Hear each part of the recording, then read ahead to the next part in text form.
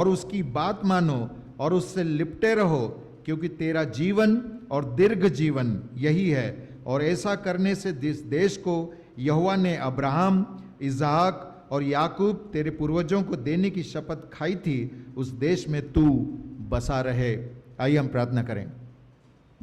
परमेश्वर पिता, हम आपका धन्यवाद करते हैं कि आज फिर से एक बार हम प्रभु आपके चरणों में हैं, आपके वचन के इर्द गिर्द बैठ करके प्रभु हम आपकी वाणी सुनना चाहते हैं, हम मनन करना चाहते हैं, चिंतन करना चाहते हैं। प्रभु हम आपकी बात सुनना चाहते हैं और चाहते हैं कि प्रभु आप हमसे बातें करें ताकि हम सुने, समझें और उसको जीवन में अपना सकें। पवित्र आत्मा आप हमारी मदद करें, क्योंकि प्रभु यीशु मसीह ने हमसे कहा है कि मैं तुम्हें एक सहायक भेजूंगा जो तुमको मेरी बातें मानना सिखाएगा। और इसलिए आज प्रभु पवित्र आत्मा हम आपसे दुआ करते हैं कि आप हमको आपकी बातें मानना और समझना सिखाएं। यीशु के नाम से मांगते हैं, आमीन। इन दिनों सारे विश्व में जीवन को लेकर के चर्चाएं चल रही है, जीवन को बचाने की, जीवन को संभालने की, जीवन को स्वस्थ रखने की, जीवन को आगे बढ़ाने की और जीवन को खुशहाल बनाने की नाना प्रकार की बातें पूरे विश्व में तरह तरह से चल रही है। आप विज्ञापन देखो तो बहुत सारे विटामिन्स के बारे में बताया जाता है, बहुत सारे शक्तिवर्धक चीज़ों के बारे में बताया जाता है जिससे जीवन बढ़े, आगे चले। और आजकल यूट्यूब पर और सारी जगह पर doctors, homeopathy doctors, Ayurvedic doctors और नाना प्रकार के जो भी आजकल चिकित्सा संबंधित बातें हैं वो सब बता रहे हैं कि जीवन को कैसे बचाया जाए, कि जीवन को कैसे बीमारियों से मुक्त किया जा सके, कि किस तरह से जीवन को समृद्धशाली, आशीषित और दीर्घायु बनाया जा सके। सब जगह ये चल रहा है। अभी वैक्सीन क्यों लोग लगवा रहे हैं? जीवन को बचाने के लिए। डर लग रहा है कि कहीं हमको कोविड ना हो जाए, इसलिए सरकार भी इस बात को फोर्सफुली लोगों पर लागू कर रही है कि आप जीवन को बचाओ। कैसे? वैक्सीन लगवाने से। अगर आप वैक्सीन लगवा लोगे तो आपका जीवन बच जाएगा, आप कोविड से बच जाएंगे, आप मृत्यु से बच जाएंगे। तो चारों तरफ जीवन को बचाने की चर्चाएं हैं। और अगर कुछ इस दुनिया में बहुत सारे लोग बहुत सारी चीज़ों पे वर्कआउट कर रहे हैं, शोध कर रहे हैं, रिसर्च कर रहे हैं, तो वो है जीवन को कैसे आगे बढ़ाया जाए। साइंटिस्ट जो नासा और अन्य प्रकार के बड़े बड़े रिसर्च सेंटर्स में चल रहे हैं, तो उन्होंने एक नई चीज़ खोजी है। उन्होंने बोला इस पृथ्वी पर जीवन को लंबे समय तक नहीं जिया जा सकता, इसलिए हम कोई ऐसा नक्षत्र ढूंढें, ऐसा कोई स्पेस ढूंढें, ऐसी कोई जगह ढूंढें जहां जीवन बढ़ सके। अब उनको एक और चीज़ पता चली कि जैसे ही पृथ्वी के गुरुत्वाकर्षण से हम अगर फ्री हो जाते हैं, ऊपर चले जाते हैं, तब हमारे ऊपर समय जो है वो लागू नहीं होता और हम ज़्यादा दिन तक जिंदा रह सकते हैं। इसलिए चंद्रमा पर बहुत कोशिश करी कि वहाँ पे जीवन मिल सके, लेकिन वहाँ तो रेती है, धूल है, सब है, ऑक्सीजन है नहीं, सो जल नहीं है, पानी नहीं है जो बहुत ज़रूरी है, तो वो वहाँ नहीं है। इसलिए उनके प्रयास चंद्रमा पर जीवन ढूंढने के खत्म हो गए। अब मंगल पर ढूंढा जा रहा है ताकि वहाँ मिल सके। और ऐसी कुछ बातें चल रही है। अभी भी एक गया है स्पेस पर, एक उतारा गया है यान, वो रिसर्च कर रहा है, वो खोजबीन कर रहा है, कैमरे से सारे फोटो भेज रहा है और ये बातें ढूंढने की वो कोशिश कर रहा है कि हाँ जीवन संभव है कि नहीं। मज़ेदार बात है कि बहुत सारे लोगों ने बुकिंग कर दी है कि हाँ हम जाना चाहते हैं। मेरे मित्रों, जीवन को बचाने के बहुत सारी चीज़ें मनुष्य अपने प्रयत्नों से कर रहा है, लेकिन जो ज़रूरी है, जो बताया गया है, जो आसान है, जो प्रभु हमको बताता है, उसको हम नहीं ढूंढते। और आज व्यवस्था विवरण की पुस्तक में जो 30वां अध्याय है और उसकी 15 आयत में प्रभु परमेश्वर मूसा के मार्फत इजरायलियों से बोल रहा है कि कैसे जीवन पा सकते हैं। What is life and how you can have this abundant life, किस तरह से ये सुखी जीवन आपको मिल सकता है। तो 15 आयत की शुरुआत में एक वर्ड का है लिसन, सुन। मजेदार बात है आज के ज़माने में लोग सुन नहीं रहे हैं, सुन रहे हैं कि इनकी जो गलत रास्ते पे ले जा रहे हैं।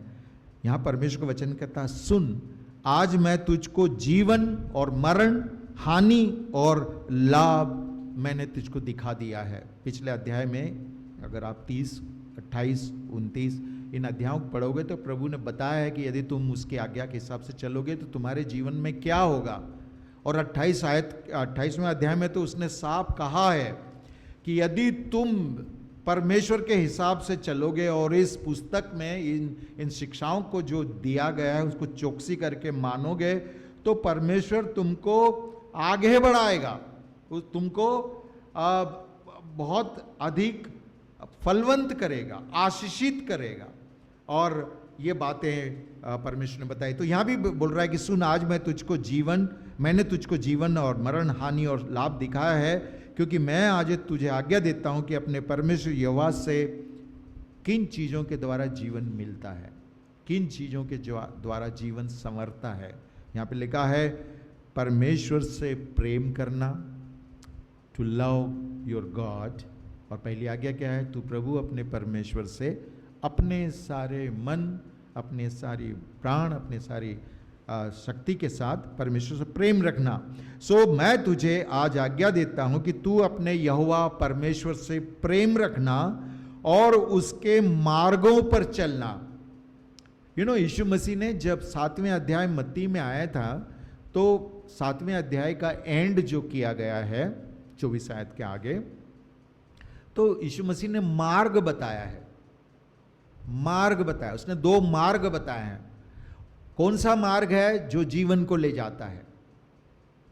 17 में 7:17 में दिया है, 2 मार्ग दिए गए। कौन सा मार्ग है? जो जीवन को ले जाता है। तो यहां परमेश्वर क्या कहता है? मैं तुझे आज्ञा देता हूं, पहली बात प्रेम रखना। जीवन को यदि पाना है तो हमको परमेश्वर से प्रेम रखना। और ये प्रेम कैसा है? इस तरह का प्रेम है कि तू मुझे छोड़ दूसरों को ईश्वर करके ना मानना। और यदि आप इस 15 से लेकर आगे बढ़ेंगे तो वहां बार बार बोलता है, यदि तुम अन्य देवताओं की पूजा करोगे, अन्य प्रकार की प्रतिमाओं की पूजा करोगे, यहां लिखा हुआ 17 आयत में, यदि तुम उनकी उपासना करने लगोगे, उनको दंडवत करोगे तो तुम्हें श्राप लगेगा, तुम्हारा जीवन नष्ट हो जाएगा। तो प्रभु क्या कहता है? पहली बात प्रेम करना, प्रभु परमेश्वर से प्रेम रखना। हमको यूहन्ना भी सिखाता है कि परमेश्वर प्रेम है और हमको उससे प्रेम रखना है। और प्रभु ने एक और बात हमसे कही कि यीशु मसीह ने कहा है कि मैंने तुम्हें नहीं चुना, तुमने मुझे नहीं चुना, मैंने तुम्हें चुना।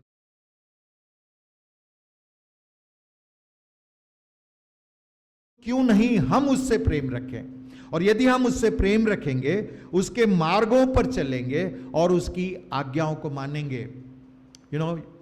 याकूब क्या कहता है? परमेश्वर के वचन को अपने जीवन में मानना है, उसके अनुसार चलना है। सो ये 3 बातें यदि हम करते हैं, परमेश्वर से प्रेम रखते हैं, परमेश्वर के बताए मार्ग पर चलते हैं और उसकी आज्ञा मानते हैं, तो हमारा जीवन सफल होगा, हमारा जीवन आशीषित होगा। यीशु मसीह ने यूहन्ना 10:10 में क्या कहा था? मैं इसलिए जगत में आया कि जीवन दूं और बहुत आयत का जीवन दूं। He wants to give you life. लेकिन वो लाइफ ऐसे नहीं मिल जाएगी कि आप कुछ भी करते रहो और आप एक्सपेक्ट करो कि आपको जीवन मिल जाए, नहीं मिलेगा। जैसे आज YouTube पर बहुत सारे लोग जीवन को बचाने और उसको आगे बढ़ाने और दीर्घायु करने के नए नए नुस्खे बताते हैं और लोग पागलों से उनके पीछे भाग रहे हैं, बहुत सारा पैसा खर्चा कर रहे हैं, बहुत सारे मेहनत कर रहे हैं। आप देखिए जिम में क्या क्या नहीं होता है, कितना सारा पैसा किया, काय के लिए? जीवन हष्ट पुष्ट हो, बहुत अच्छा हो, दीर्घायु हो, तो उसके लिए आप सब करेंगे। लेकिन जब परमेश्वर हमारे सामने कहता है कि यदि तुम्हें जीवन पाना है, अनंत जीवन पाना है, तो क्या करिएगा? परमेश्वर से प्रेम रखिएगा और उसके मार्ग पर चलिएगा और उसकी आज्ञा मानिएगा। यीशु मसीह ने यूहन्ना 17 में एक प्रार्थना की थी। उसने कहा था, उसने ये प्रार्थना की थी, हे परमेश्वर, मैं तुझसे विनती करता हूँ कि तू अद्वैत जीवते परमेश्वर को लोग जान सके।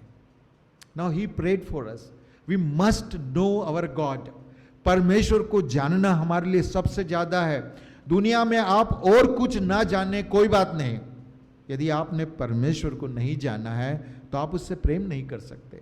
और इसलिए मुझको और आपको जानने की जरूरत है। सबसे दुख की बात यह है कि लोग इधर उधर क्यों भटक रहे हैं, क्योंकि वो परमेश्वर को ठीक तरीके से नहीं जानते। यीशु मसीह ने इस बात के लिए प्रार्थना करी थी कि हे परमेश्वर, वे तुझ अद्वैत सच्चे परमेश्वर को जान सके। और आज हमारा सबका यह प्रयास होना चाहिए कि हम अपने जीवते परमेश्वर को जानें। हे इस्राएल सुन, परमेश्वर तुझसे यह कहता है कि तू उसे अपने सारे मन, अपने सारे प्राण, अपने सारी शक्ति के साथ प्रेम रखे। सो परमेश्वर से प्रेम हम तभी रख सकते हैं जब हम उसको जानें, उसको समझें।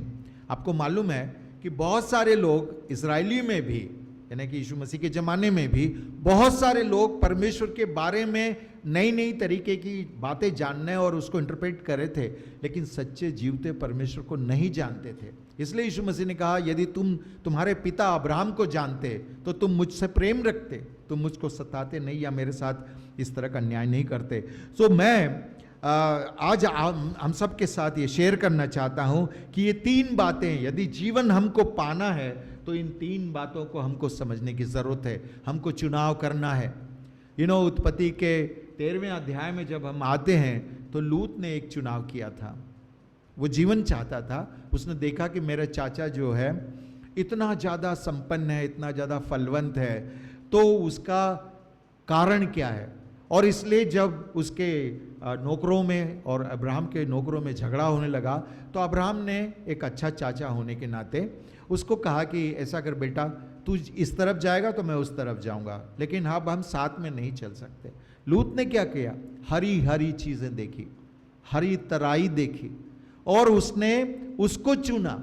आज हमारे सामने भी परमेश्वर का वचन बार बार चुनने की बातें करता है, तो हम परमेश्वर को नहीं चुनते, हम संसार को चुनते हैं। इसलिए पहला यूहन्ना में हमको स्पष्टता के साथ यूहन्ना लिखता है कि न तो तुम संसार और संसार की वस्तुओं से प्रेम रखो। तुम्हारा चुनाव संसार नहीं होना चाहिए, क्योंकि यीशु मसीह क्या कहते हैं, इस संसार में तो तुमको क्लेश होंगे, इस संसार में तुमको क्लेश होंगे। और यही हुआ।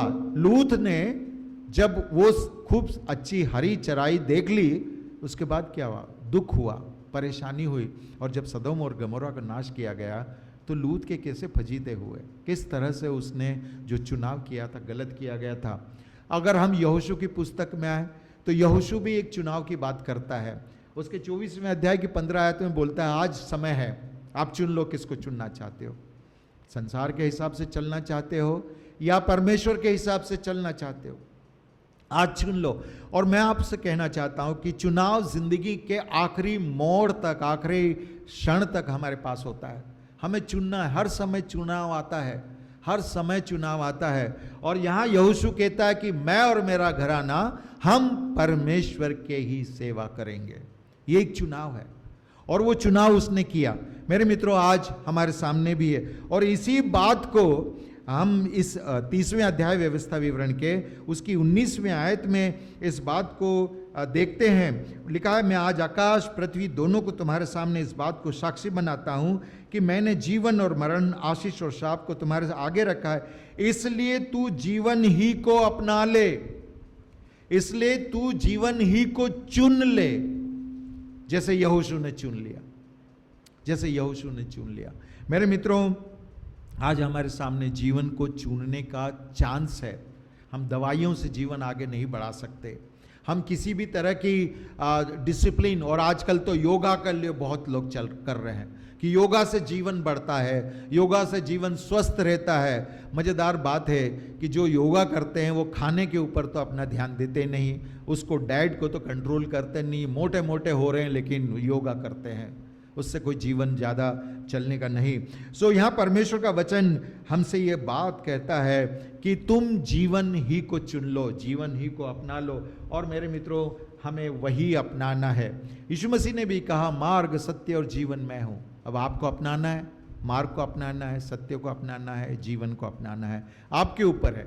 सो आज के इस महामारी के समय, संकट के समय, जबकि लोग कह रहे हैं कि तीसरी वेव आ रही है, जीवन कैसे बचाया जाए, जीवन किस तरह से सुरक्षित रखा जाए, और सरकारें, फार्मास्यूटिकल्स और बड़े बड़े कॉरपोरेट्स और बिल गेट्स और सारे लोग मिलकर के क्या बना रहे हैं, जीवन को बचाने के लिए वैक्सीन बना रहे हैं।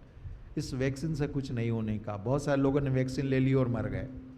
इससे वैक्सीन से जीवन नहीं बचेगा। जीवन यदि बचेगा तो इन बातों पर चलने से बचेगा। आज मुझको और आपको चुनाव करना है, हम किसको चुनते हैं? परमेश्वर से प्रेम करने को चुनते हैं, या उसके मार्ग पर चलने को चुनते हैं, या उसकी आज्ञाएं मानने को चुनते हैं? हमसे परमेश्वर आज यही चाहता है, बहुत सिंपल है। जिसने भी प्रभु यीशु मसीह के पीछे चलने के लिए निर्णय लिया है, उसका जीवन चलता रहा है। मूसा का जीवन कितना था? 120 साल का था।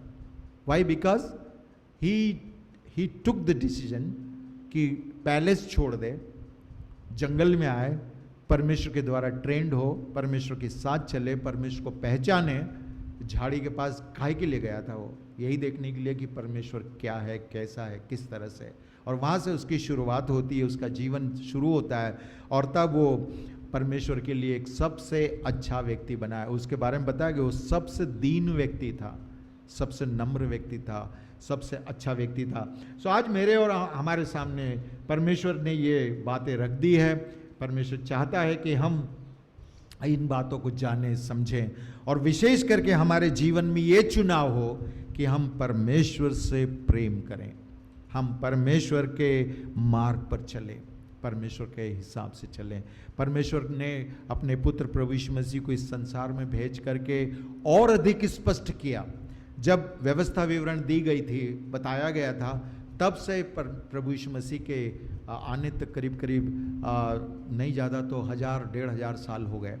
लेकिन यीशु मसीह ने आकर के इस सारी बातों को जो व्यवस्था विवरण में दी गई है, उसको सिंप्लीफाई किया।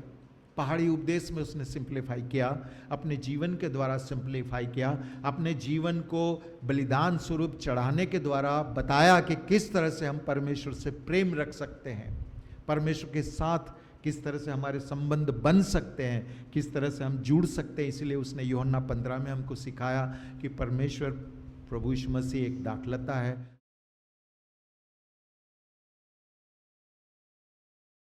साथ हम प्रेम करेंगे।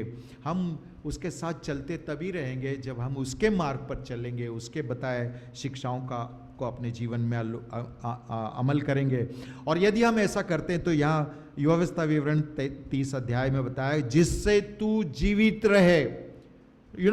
माइंड इट, वैक्सीन से जीवित नहीं रहेंगे हम। परमेश्वर के से प्रेम करने के द्वारा, उससे उसके मार्ग पर चलने के द्वारा, उसकी आज्ञा मानने के द्वारा हम जीवित रहेंगे। एक तो यहाँ बताया जीवित रहेंगे, दूसरा बढ़ते जाएंगे, हमारे जीवन में सक्सेस होगी, सफलता होगी। पहला अध्याय भजन संहिता क्या कहता है? क्या ही धन्य है वह पुरुष जो दुष्टों की युक्ति पर नहीं चलता और न पापियों के मार्ग में खड़ा होता है, परंतु वो तो रात दिन परमेश्वर की व्यवस्था पर ध्यान दिया करता है। इसलिए वह उस वृक्ष के समान है जो बहती नालियों के किनारे लगाया गया है, जिसके पत्ते मुरझाते नहीं और जिसमें फल लगते हैं। ये फलवंत है, ये जीवन है जो बढ़ेगा, फलवंत होगा। और प्रभु यीशु मसीह ने कहा, यदि तुम मुझ में बने रहोगे तो बहुत सा फल लाओगे, बढ़ोगे, आप सक्सेस होगा, जीवन आपका बढ़ते चले जाएगा।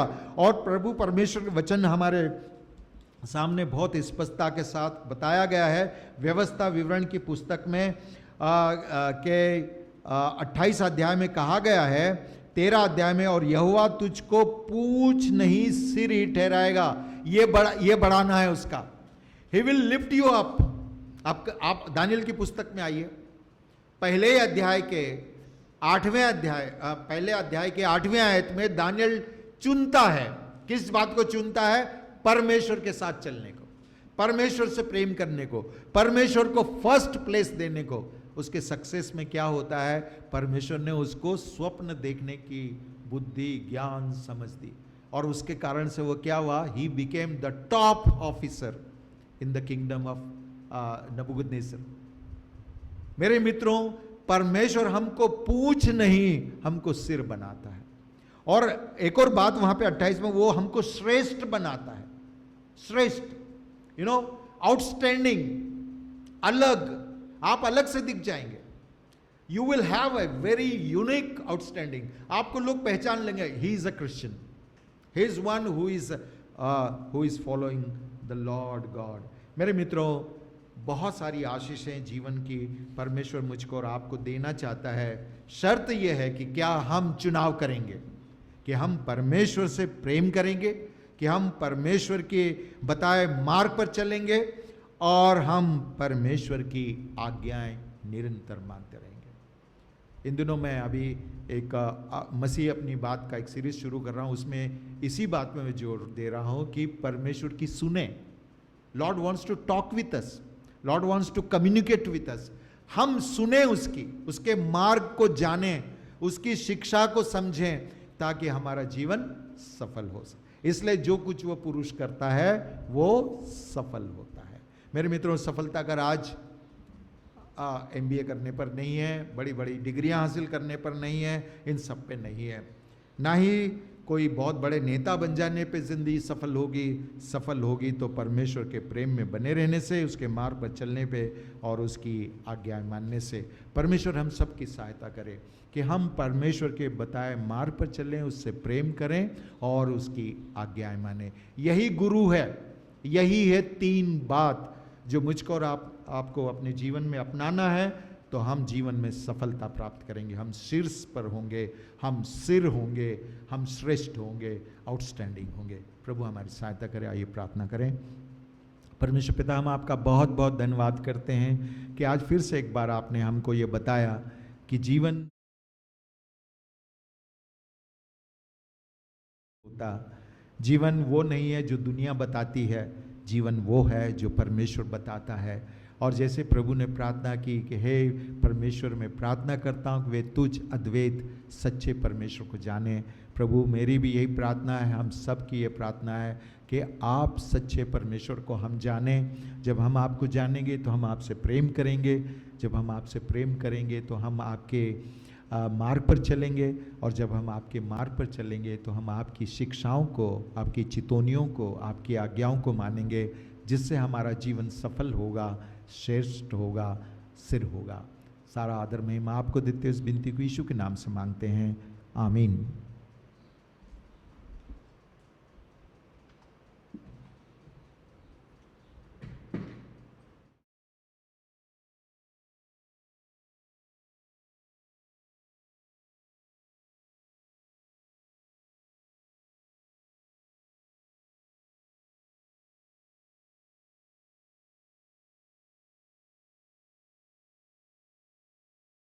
आइए हम प्रभु भोज के लिए जाएंगे। उससे जाने से पहले हम गीत नंबर 213, उसके हम 1 और 2 आयत गाएंगे।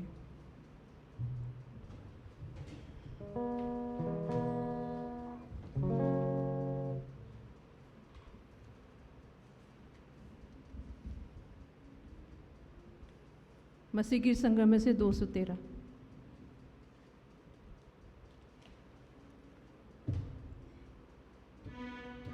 एक और 2 आयत।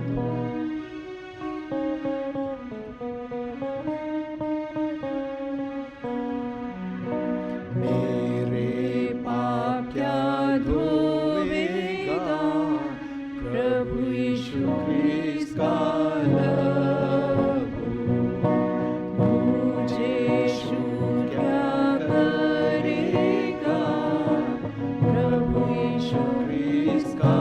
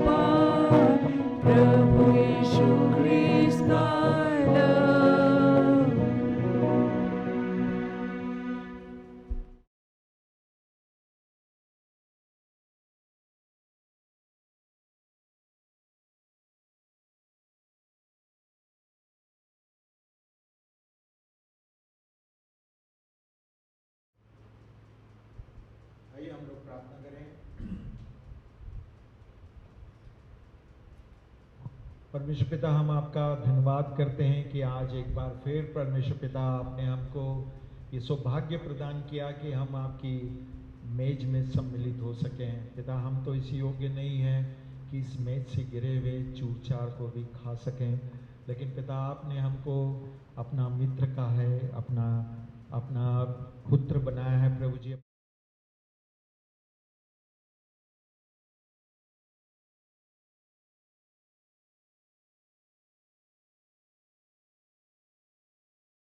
रोटी को खाते हैं तो याद कर सकें कि पिता आपने हमारे लिए अपनी देह को तोड़ी, और जब हम प्रभु इस दाखरस को पीते हैं तो हम स्मरण कर सके पिता कि हम आपके उस बहे हुए लहू को जो आपने हमारे उद्धार के लिए बहाया उसको पीते हैं। और प्रभु जी, जैसे आपने कहा कि जब जब तुम मिलो मेरे स्मरण के लिए यही किया करो, इसलिए पिता हम आपके चरणों में आते हैं। आप हमारी सहायता करें, मदद करें पिता, कि हम इस रोटी को जब खाते हैं डरते और कांपते हुए खा सकें, और प्रभु जब इस लहू को पीते हैं तो डरते और कांपते हुए स्मरण कर सकें। पिता, इस रोटी को आशीषित करें, इस दाखरस को आशीषित करें, और जब हम इसे खाते हैं प्रभु हम सबको आशीषित करें, और हमें हमारी मदद करें कि प्रभु जो आपने अपने देह और अपने खून को बहा करके हमें जीवन दिया है, उस जीवन को हम निरंतर आपके प्रेम में, आपकी आज्ञा मानने में, और पिता आपके मार्ग पर चलने के अनुसार हम इस जीवन को बिता सकें। सबके साथ हो सहायता करें, यीशु के नाम से मांगते हैं, आमीन। हम सब लोग खड़े हो जाएं और अपने अपने हृदय में थोड़ी देर तक अपने मनों में प्रार्थना करें। जब हम इस मेज में सम्मिलित होते हैं, परमेश्वर के हम दया से, अनुग्रह से इस मेज में शामिल हो रहे हैं। हम प्रार्थना करें कि प्रभु हम सबको ऐसी शक्ति दे, बुद्धि दे कि जब हम इस रोटी को खा करके, इस दाखरस को पी करके आगे को जीवन बिताते हैं तो उसके मार्ग पर चल सकें, उससे प्रेम कर सकें और उसकी शिक्षाओं को अपने जीवन में लागू कर सकें। आइए हम खामोशी में थोड़ी देर तक प्रार्थना करें।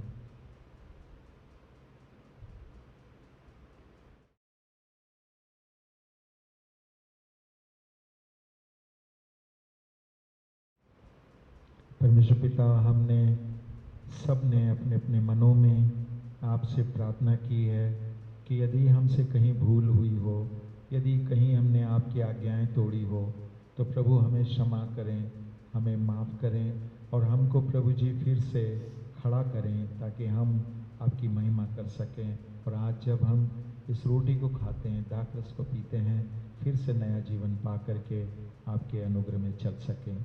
यीशु के नाम से मांगते हैं, आमीन। कृपया बैठ जाइए।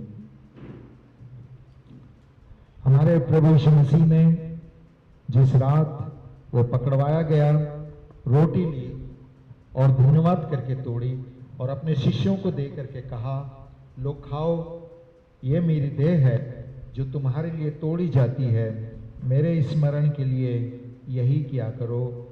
इसी रीति से उसने बियारी के पीछे कटोरा भी लिया और अपने शिष्यों को दे करके कहा, लो पियो, ये मेरा लहू है जो तुम्हारे निमित्त बहाया जाता है, मेरे स्मरण के लिए यही किया करो।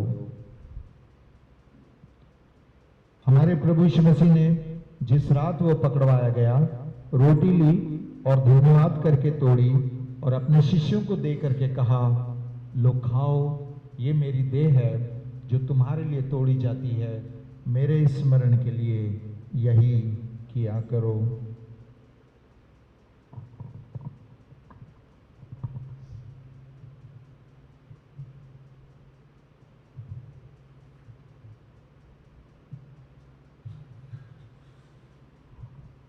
इसी रीति से उसने बियारी के पीछे कटोरा भी लिया और अपने शिष्यों को दे करके कहा, लो पियो, ये मेरा लहू है जो तुम्हारे निमित्त बहाया जाता है, मेरे स्मरण के लिए यही किया करो।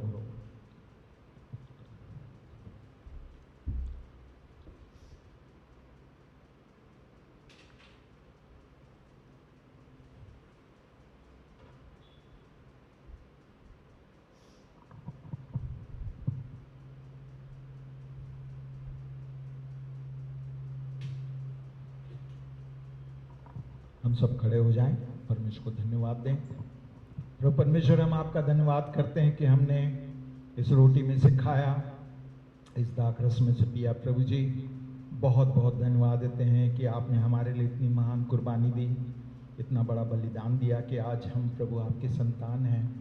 और आपने हमको इस दुनिया में इसलिए रखा कि हम बहुत सा फल लाएं और प्रभु हम आपके गवाह बने। प्रभु जी, आप हमारे साथ हो, सहायता करें।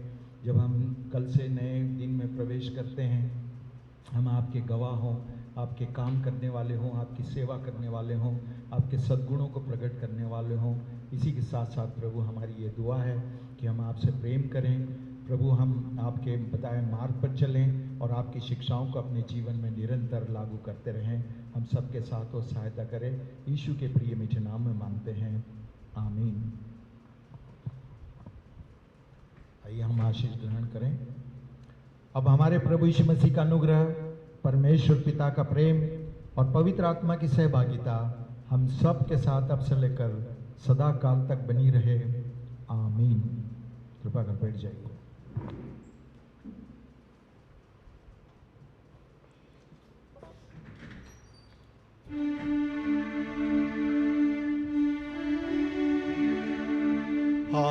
Hallelujah, hallelujah, hallelujah.